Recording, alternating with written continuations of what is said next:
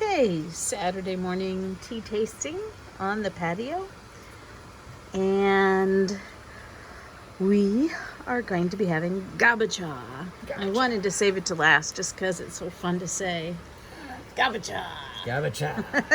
But we know in Chinese, cha means tea, so it's Gaba tea.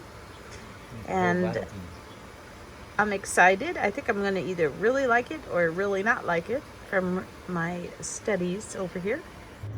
Poured some out, so here's our first glimpse. I love high quality teas. Look at it, it's rolled. Looks fabulous, like really large leaves, and all of them are that way. So we're using the consistent, just about 5 grams. And look how beautiful it is.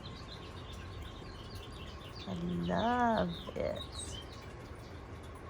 Now there isn't quite enough left in here for another 5 ounces. This is a smaller package. I'm thinking, I don't know what I spent on that, but I'm thinking it's a more expensive tea maybe.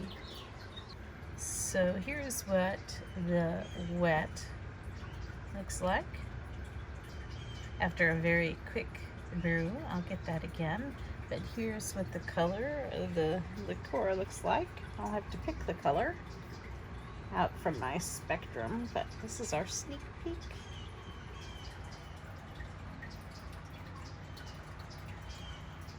So this is what's left in the bag, and I guess there's enough for a second steeping. And it's just a sample, and I think it's supposed to contain 2 steeping sessions. So here's what the wet looks like. Why don't you play with it a little bit so we can see for the camera. The wet leaves, not the... That is the really wet part. That is the really wet part. No, pick the leaves up and play with them. Oh. I thought you knew what that meant. I didn't know I was supposed to play with my food. So we can see the leaves. They were... Well, pull out just one leaf. The Spanish one leaf. They all unfold really well. Yeah, they do. Look how nice that is. Very cool. Very nice. It is excellent. Pull out another one. Pull out a twin. Okay. Let me get 2 hands, which I will, if I may. Yeah, look at that. Yep. That is robust, I would say. Yeah, it's pretty big. I mean, I've seen bigger, I think, in teas, but this is pretty big and it's full. It's a complete, there's no, cut leaves. They're all full and pretty. Good job, grower. Yeah. The other thing I noticed is that for an oolong, it is a pretty dark leaf. I was afraid from some of the things I saw online it was going to be a little more green, but it has been oxidized to a darker oolong, which I like. It's just a perfect color oolong. So here are my tasting notes for Gaba Cha, which is just fun to say. And I see I found some other names for it. Gabaran, Jia Wu Long Cha, or Jing Bao Long Cha. I put those in my notes, so if I ever come across those teas, I can search here in my OneNote and find that they're the same. So the website was Camellia sinensis. The date was June 18th, 2022. This is an oolong from Taiwan. There's the name of the cultivar and the producer. I probably would butcher it if I tried to say it, even though it looks simple. Xing, something like that. And from Wikipedia, I did look up the cultivar, which literally means green heart. And it's a famous cultivar used in Taiwan, and most recently in Thailand, Vietnam, and China. And It's used in those teas there, the Dongding, Oriental Beauty, Puchong, and Xingshen, something like that. Um, so here are pictures from the actual website. I was surprised to find this producer on the website. I thought I had saved the link, but I love when they actually have photos online of the places my tea's actually grown. I just love seeing the locations where it comes from. And what's special about this tea, GABA, in the processing is that I kind of highlighted some in bold to touch points because I don't want to read this whole thing, but it's oxygen free fermentation. So that's what makes GABA so unique. And it began in 1984. And what they do, it's the anaerobic, which means oxygen free condition of fermentation. So instead of using oxygen in their fermentation chamber, what they do is they use nitrogen to oxidize the tea.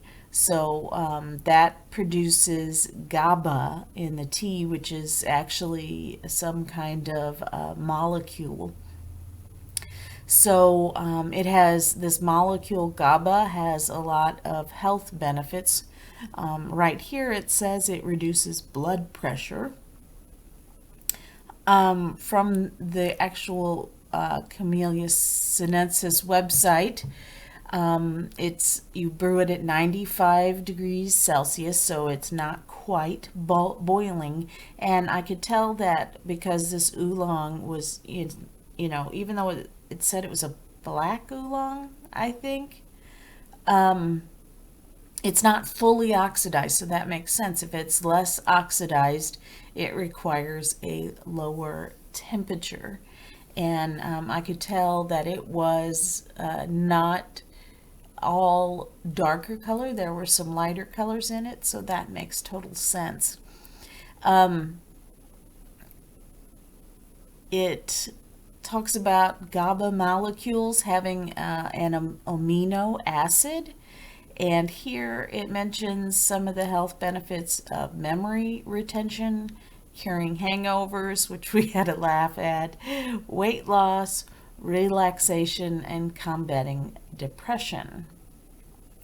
And the website does suggest that it is fruity, like baked apples and grenadine, and might have a soft finish of cinnamon and nutmeg.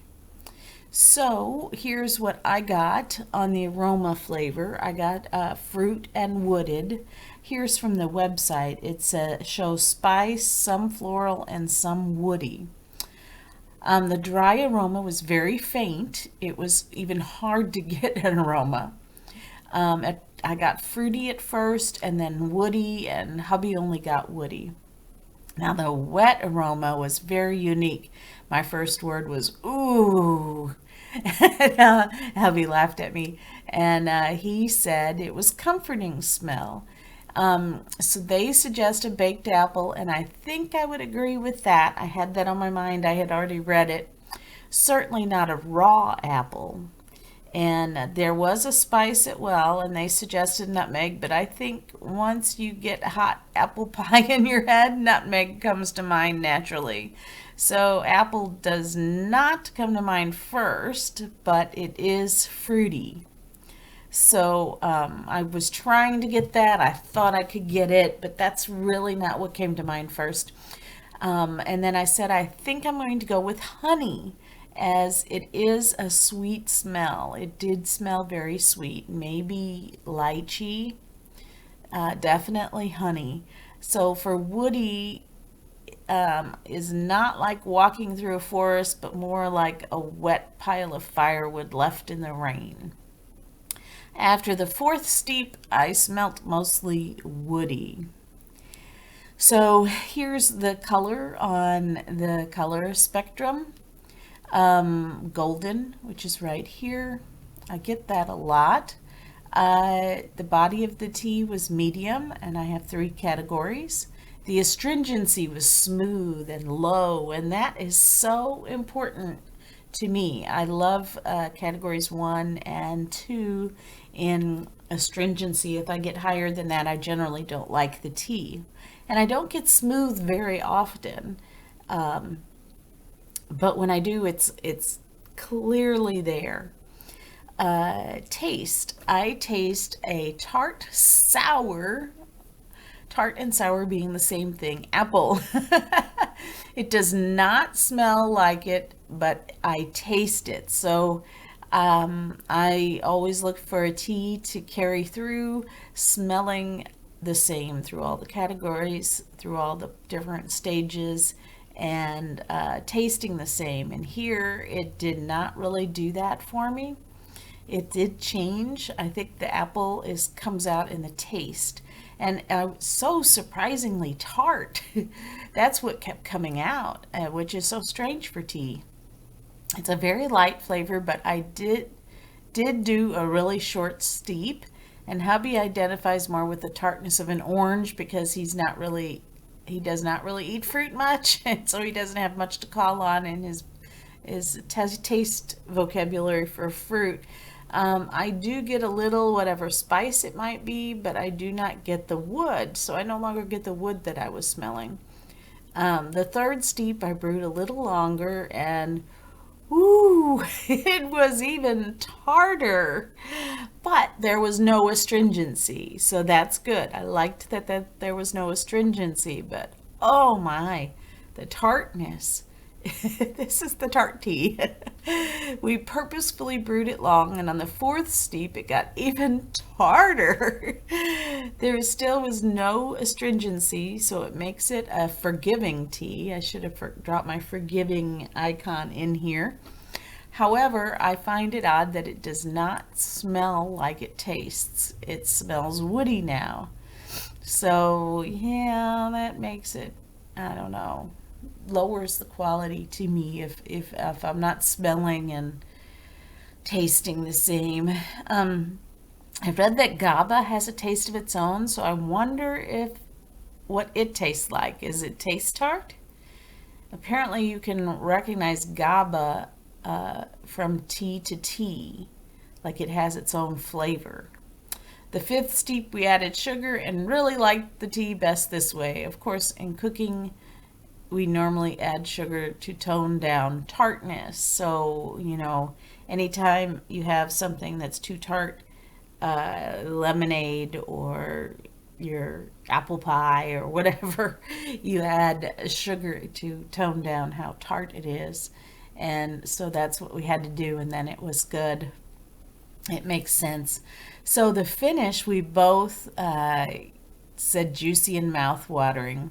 I think the sour tartness is what makes it mouth-watering, because sour, I have a graphic where the different tastes come from, and sour is on the sides of the tongue, and that area makes me think it would bring out saliva from the sides of the throat. So no question about the juiciness of this. We both definitely picked out the same finish. Not a big fan of sour without sugar, and I do not want to use sugar, so I only gave it 3 hearts.